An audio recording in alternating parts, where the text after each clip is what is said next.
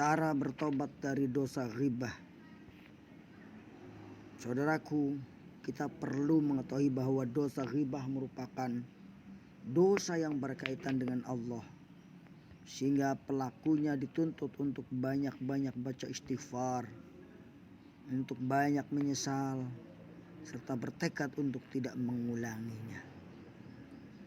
Juga berkaitan dengan hak Adam, sehingga untuk menggugurkan dosa ini ada syaratnya yang harus dipenuhi agar tobatnya diterima dan menjadi sempurna. Syarat tambahan inilah yang menjadi perbincangan para ulama. Ada yang berpendapat bahwa mengatakan seseorang yang menggibahi saudaranya, tebusannya cukup dengan memohon ampunan untuk orang yang digibahi. Mereka berdalil bahwa kafaratul ghibah an tastaghfiru liman tabatahu. Tebusan ghibah adalah engkau memintakan ampun untuk orang yang engkau ghibahi. Hal ini didukung oleh hadis Rasulullah, doa untuk orang yang dighibahi, Allahumma ghfir lana walahu. Hadis riwayat Hakim. Hikmah dari permohonan ampun untuk orang yang dighibahi ini adalah sebagai bentuk tebusan untuk menutup kezoliman yang telah ia lakukan kepada orang yang digibahi. Jadi tidak perlu mengabarkan gibahnya untuk meminta kehalalan kepada orang yang digibahi. Pendapat ini dipegang oleh Syekhul Islam Ibnu Taimiyah. Murid beliau adalah Ibnu Qayyim, Ibnu Muflih, Asy-Syafarini dan yang lainnya. Bahkan Ibnu Muflih menukilkan dari Ibnu Taimiyah bahwa pendapat ini merupakan pendapat mayoritas ulama. Mereka menguatkan pendapat ini dengan 3 alasan. Yang pertama, mengabarkan ghibah kepada orang yang akan menimbulkan dampak negatif, mendapatkan dampak mafsadat yang tidak dapat dipungkiri, yaitu akan menambah sakit perasaannya.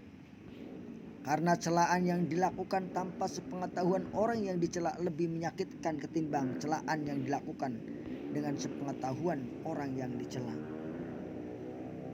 Dia mengira orang yang selama ini dekat dengannya dan berada di sekelilingnya, ternyata dia telah merobek-robek kehormatannya di balik selimut. Alasan kedua, mengabarkan ghibah kepada orang yang dighibahi akan menimbulkan permusuhan. Karena jiwa manusia seringkali tidak bisa bersifat objektif dan adil dalam menyikapi seperti ini. Alasan yang ketiga, mengabarkan ghibah kepada orang yang dighibahi akan memupus rasa kasih sayang di antara keduanya. Yang terjadi justru semakin menjauhkan hubungan silaturahim. Hal ini juga sependapat dengan saya. Seperti itulah saya juga berpendapat. Tak diragukan lagi dampak kerusakan yang timbul dari mengabarkan ghibah ini lebih buruk daripada pengaruh negatif perbuatan ghibah itu sendiri. Ini menyelisih tujuan syariat yang bertujuan untuk menyatukan hati, memupuk rasa kasih sayang dan persahabatan. Padahal di antara prinsip yang berlaku dalam agama Islam adalah mencegah kerusakan atau keburukan secara merata atau memperkecil dampaknya, bukan menimbulkan kerusakan atau menyempurnakan kerusakan. Adapun pendapat ulama yang kedua menyatakan bahwa memohon ampun saja tidak cukup, akan tetapi harus ada usaha meminta kehalalan kepada orang yang digibahi atau taubatnya diterima di sisi Allah.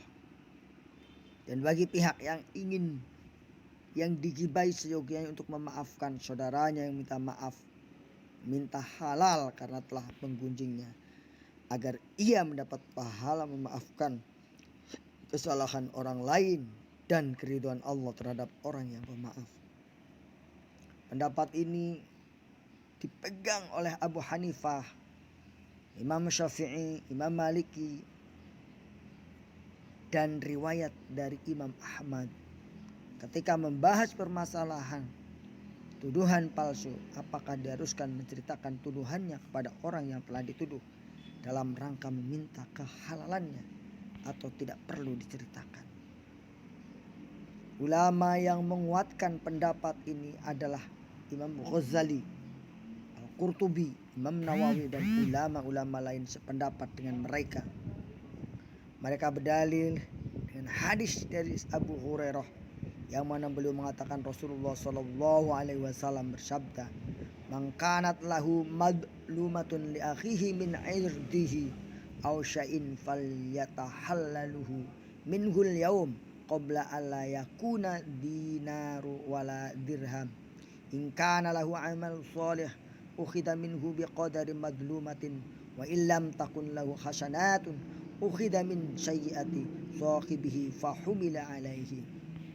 Siapa yang pernah menzolimi saudaranya berupa menodai kehormatannya atau mengambil sesuatu yang menjadi miliknya, hendaknya ia meminta kehalalannya dari kezoliman yang tersebut sebelum tiba hari kiamat yang tidak ada manfaat lagi dinar dan dirham. Pada saat itu, bila ia mempunyai amal soleh, maka akan diambil seukiran kezoliman yang ia perbuat. Bila tidak memiliki amal kebaikan, maka keburukan saudaranya akan diambil kemudian dibebankan kepadanya. Dari hadis ini mereka menyimpulkan bahwa ghibah adalah dosa yang berkaitan dengan hak manusia, maka dosa tersebut tidak bisa gugur kecuali minta kehalalan dari orang yang telah dizalimi.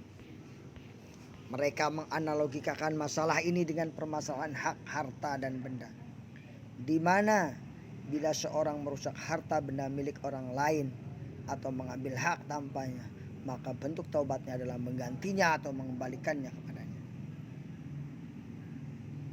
Mengenai hadis yang dijadikan argumen pendapat pertama, yaitu kafaratul ghibatu an tastaghfiru liman artabtahu. Tebusan ghibah adalah engkau mintakan ampun kepada orang yang telah engkau ghibahi. Saudaraku yang dimuliakan oleh Allah Subhanahu wa Ta'ala, kalau kita lihat ada dua pendapat tersebut di atas, maka mari kita mengintrospeksi diri, pendapat mana yang menyatakan,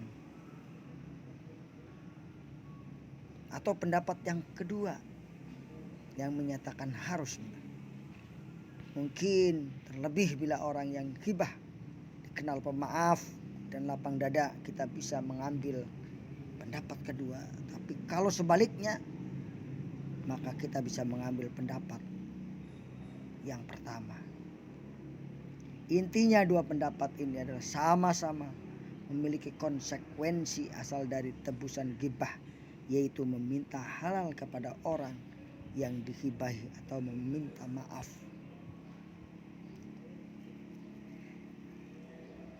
Adapun apabila orang yang dighibahi dikenal tidak pemaaf dan menurut prasangka kuat tidak akan memaafkan, bahkan menambah kebencian, maka kita bisa mengambil pendapat yang pertama, saudaraku.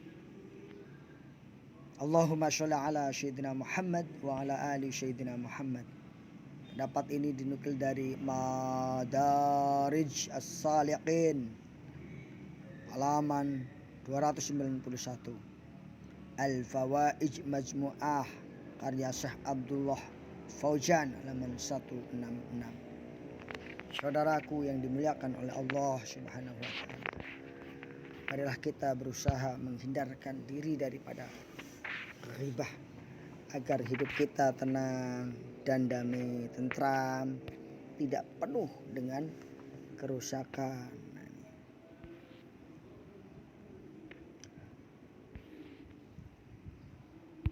Bagaimana caranya menghapusnya? Ya, tadi sudah dijelasin ya. Adapun di sini akan Bapak jelaskan lebih singkat lagi, bahwa di sini dijelaskan bahwa ada 3 cara. Memang ghibah itu pertama harus kita tahu hukumnya itu sangat dilarang bagikan memakan bangkai saudaranya. Allah berfirman dalam surat Al-Hujurat, wala tajassasu wala yaghtab ba'dukum ba'dhan ayyuhibba ahadukum ayyakula lahma akhihi maitan faqarihtumuh wattaqullah innallaha tawwabur rahim. Hai orang-orang yang beriman, jangan saling mencari kesalahan, saling memata-matai, cari aib satu sama lain. Jangan kalian menggunjing satu sama lain. Apakah kalian suka memakan bangkai saudara kalian sendiri, sementara kalian tidak suka melakukan hal tersebut? Surat Al-Hujurat ayat 12. Jadi saudaraku sekalian, ghibah itu tidaklah akan membawa kebaikan kepada kita. Nah, agar dosa ghibah termaafkan tanpa meminta maaf, yang pertama memuji orang yang pernah kita ghibah. Kita puji dia di hadapan atau di majlis di mana kita pernah ghibah terhadap saudara tersebut. Yang kedua, kita menyebutkan kebaikan-kebaikan orang tersebut di hadapan orang-orang yang pernah mendengar ghibah tersebut. Dan yang ketiga, mendoakan kebaikan untuknya dan memohonkan ampun untuknya kepada Allah Subhanahu wa taala sebagaimana hadis tersebut di atas. Demikian yang dapat sampaikan, semoga bermanfaat khususnya bagi saya dan umumnya bagi yang mendengarkannya. Jangan pernah kecewa, pernah menghibah orang. Kita bertobat kepada Allah Subhanahu wa taala. Itulah jalan, satu-satunya jalan yang terbaik. Demikian, wassalamualaikum warahmatullahi wabarakatuh.